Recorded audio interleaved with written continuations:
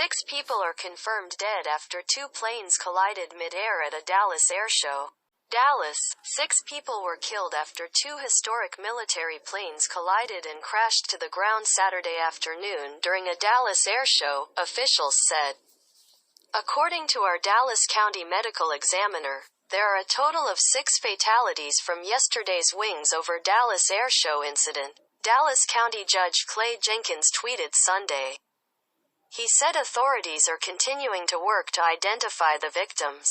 Emergency crews raced to the crash scene at the Dallas Executive Airport, about 10 miles, 16 kilometers, from the city's downtown. News footage from the scene showed crumpled wreckage of the planes in a grassy area inside the airport perimeter.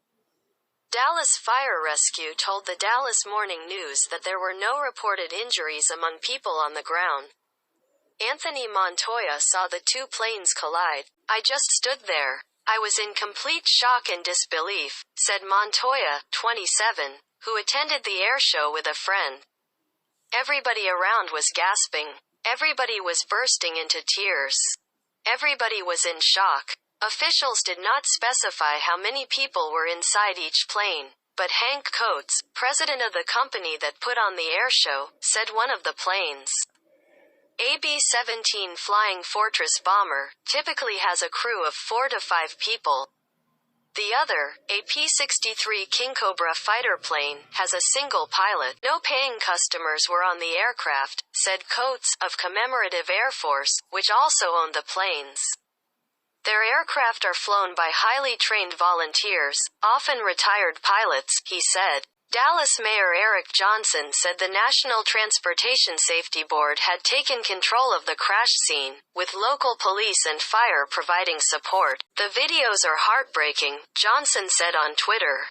The planes collided and crashed around 1:20 p.m., the Federal Aviation Administration said in a statement. The collision occurred during the Commemorative Air Force Wings over Dallas show. Victoria Yeager, the widow of famed Air Force test pilot Chuck Yeager and herself a pilot, was also at the show. She didn't see the collision, but did see the burning wreckage. "It was pulverized," said Yeager, 64, who lives in Fort Worth. "We were just hoping they had all gotten out, but we knew they didn't," she said of those on board. The B-17, a cornerstone of U.S. air power during World War II, is an immense 4-engine bomber used in daylight raids against Germany. The King Cobra, a U.S. fighter plane, was used mostly by Soviet forces during the war. Most B-17s were scrapped at the end of World War II and only a handful remain today, largely featured at museums and airshows, according to Boeing. Several videos posted on social media showed the fighter plane appearing to fly into the bomber, causing them to quickly crash to the ground and setting off a large ball of fire and smoke. "It was really horrific to see," Aubrey Ann Young, 37, of Leander, Texas, who saw the crash. Her children were inside the hangar with their father when it occurred.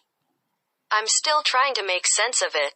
A woman next to Young can be heard crying and screaming hysterically on a video that Young uploaded to her Facebook page.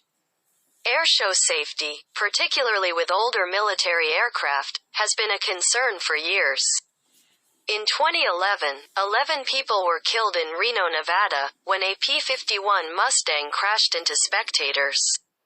In 2019, a bomber crashed in Hartford, Connecticut, killing 7 people. The NTSB said then that it had investigated 21 accidents since 1982 involving World War II-era bombers, resulting in 23 deaths. Wings over Dallas bills itself as America's premier World War II airshow, according to a website advertising the event. The show was scheduled for November 11th-13, Veterans Day weekend. And guests were to see more than 40 World War II-era aircraft. Its Saturday afternoon schedule of flying demonstrations included the Bomber Parade and fighter escorts that featured the B-17 and P-63. Arthur Allen Woke is a Philadelphia aviation attorney who flew in airshows for 12 years. After watching the airshow video and hearing the maneuvers described as bombers on parade, Woke told the Associated Press Sunday that the P-63 pilot violated the basic rule of formation flying. He went belly up to the leader, Woke said. That prevents him from gauging distance and position. The risk of collision is very high when you cannot see who you are supposed to be in formation with, and that kind of join-up is not permitted. He added, I am not blaming anyone, and to the greatest extent possible airshows, the pilots and the aircraft that fly in them are safe.